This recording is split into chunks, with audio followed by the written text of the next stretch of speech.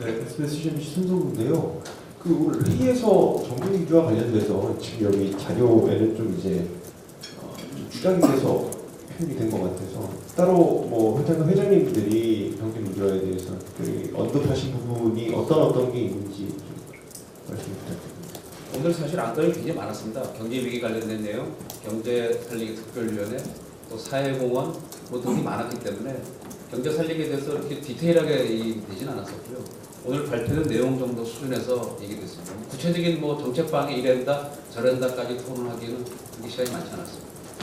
참고로 오늘 그 얘기한 것 중에 그 추석 관련해 가지고 재래시장 상품권 구매에 대한 얘기가 있었습니다. 그래서 사실은 저희가 작년에 884억을 했고요. 추석 때요.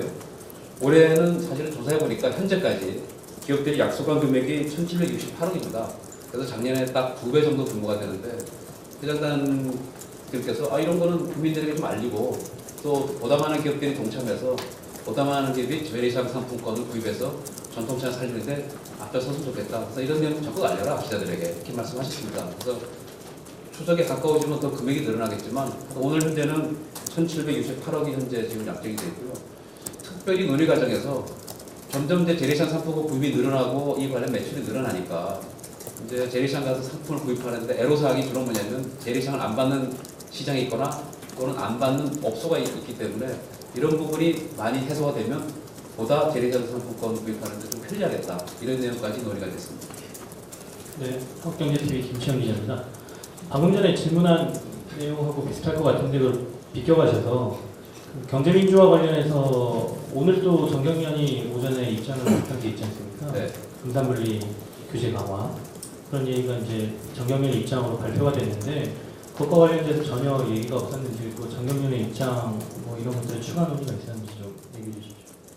오늘 금산분리 발표가 11시 오전 끝에 이제 발표가 됐고요. 아직 기자님들께서 신문을 안 보셨는지 잘 내용을 그 내용은 없었습니다. 금산분리 관련해서 저희가 또 이제 자료도 내고 했는데 그 새누리당이 발표한 바 저희 그 안에 대해서는 논의가 없었습니다. 그래서 아마 내일 보도자 신문 언론을 통해서 아마 아시게 될 것으로 생각이 돼서 저희가 미리 말씀을 안 드렸기 때문에 그런 관련된 내용은 소유가 없었습니다. 네, 토마토TV 김미성입니다. 경제민주화 관련해서 하나만 더 여쭤볼게요. 지금 발표 자료를 보더라도 기본 정신에 대해서는 공감을 한다. 다만 방법론에 있어서 이렇게 해서 문제 제기를 한 거거든요. 결국은.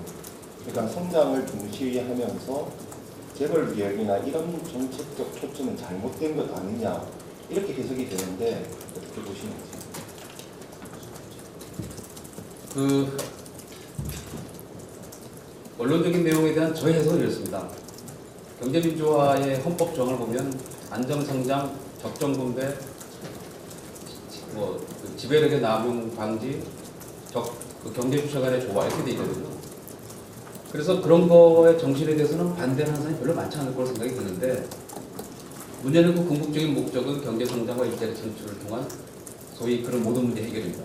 그래서 그 윈윈이라고 하는 건 뭐냐면은 어려운 사람들을 도와줘서 더 잘되게 만드는 것이 중요한 생각이 돼서 누구를 규제한다든가 해가지고 성장과 일자리를 훼손시켜서 경제민주화를 달성하는 것이 아니고 어려운 계층을 도와줘서 경제민주화의 기본 정신을 도와주고 달성하는 게 더 좋다.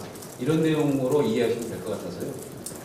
그런 차원에서 지금 현재 논의되고 있는 각종 정책, 특히 그 새누리당 경실모에서 나오는 정책들은 그러한 정신을 윈윈 정책으로 가는 것이 아니고 루즈 정책으로 가는 것이 굉장히 우려가 돼서 오늘 말씀드린 기본 정신에는 공감하지만 그 구체적인 방법에서는 문제가 좀 있다. 이런 내용으로 표시가 된 것으로 이해하시면 될 것 같습니다.